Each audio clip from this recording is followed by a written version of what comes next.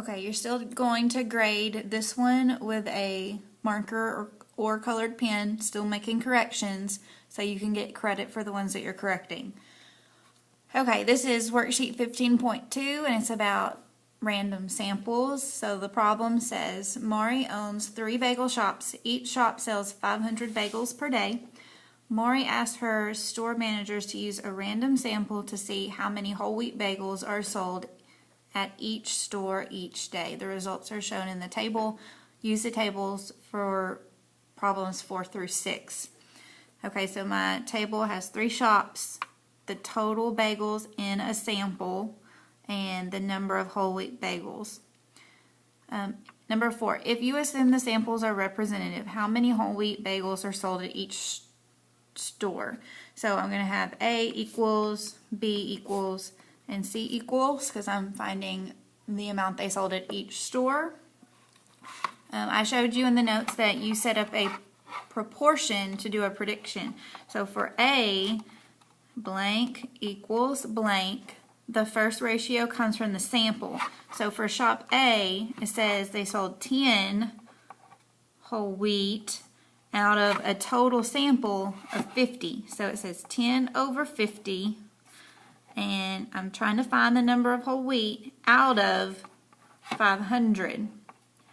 So if you multiply 10 times 500, divide by 50, you get the answer of 100 for store A. I also set up a proportion to solve B. They had 23 whole wheat out of a total sample size of 100, and we're trying to predict for still out of 500. So cross multiply and divide by 100 gives you 115. Proportion for C, in the table it said 7 whole wheat out of a total 25. We're predicting for out of 500, so you still cross multiply and divide to get 140. Number 5, rank the samples for the shops in terms of how representative they are likely to be. Explain your rankings.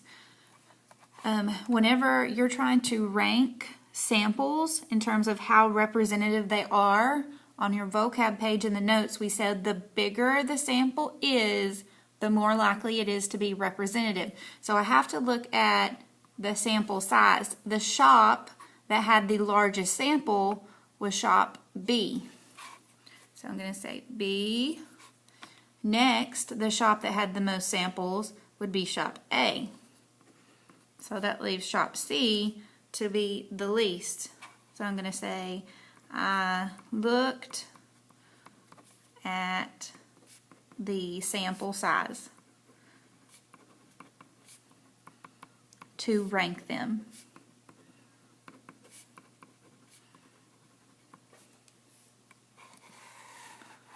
Number 6, which sample or samples should Mari use to tell her managers how many whole wheat bagels to make each day? Explain. Shop B, because it has the largest sample size.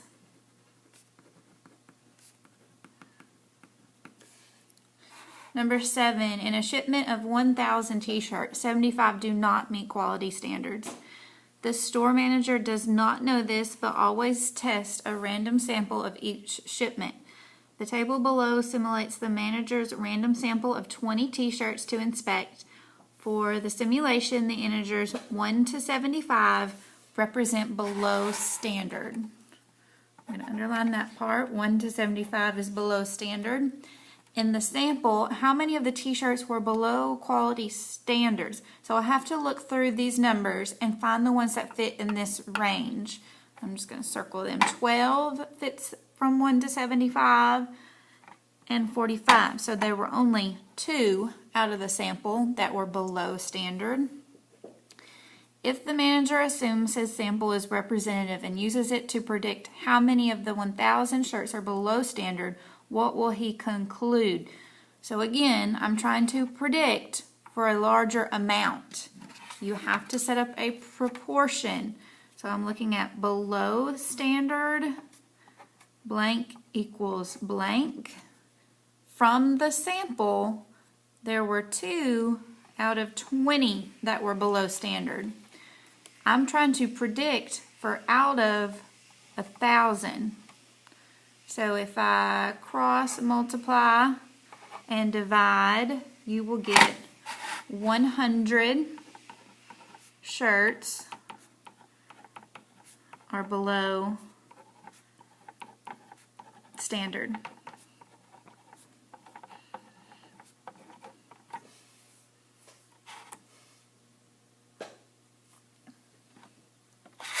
On the back, the first one says, a 64-acre coconut farm is arranged in an 8x8 array. Mika wants to know the average number of coconut palms on each acre. Each cell in the table represents an acre of land. The number in each cell tells us how many coconut palms grow on that particular acre. A, the numbers in green, which are circled, represent Mika's random sample of 10 acres. What is the average number of coconut palms on the randomly selected acres? So I'm only finding the average of the ones over here that were circled. To find the average, you have to add them all up and divide by how many there were. This worked out to be 49.8. I did not round this because it doesn't tell me to. So I don't just decide on my own, I leave it like this. Project the number of palms on the entire farm. So if I pretend that in each one of these boxes it says 49.8, and I know that there is a total of 64 of these boxes, I needed to multiply 64 times this average that I got to get the answer of 3,187.2.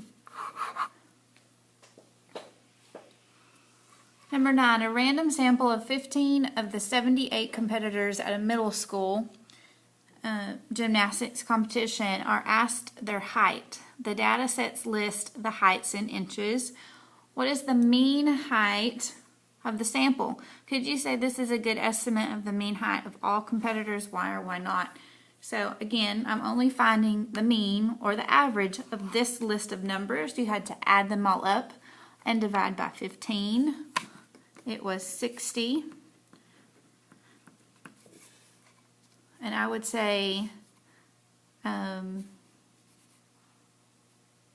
yes, it is a good estimate.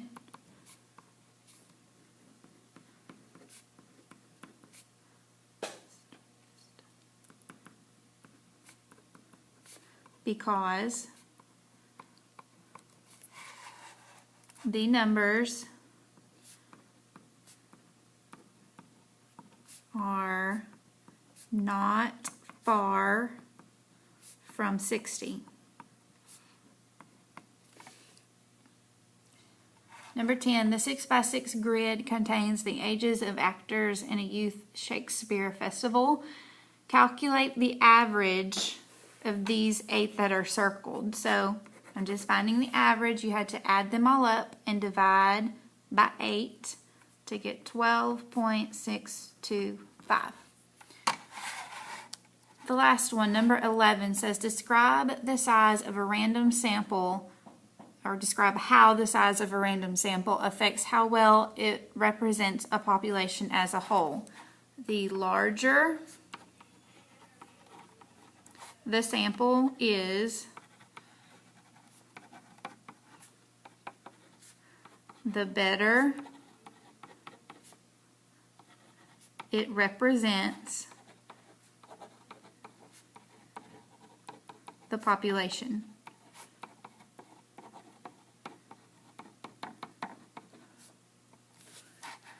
So just like we did on the other worksheet, you need to put on the front the total number that you missed, and for the ones that you have corrected, I will give you partial credit for those. Turn it into the bin when you're done.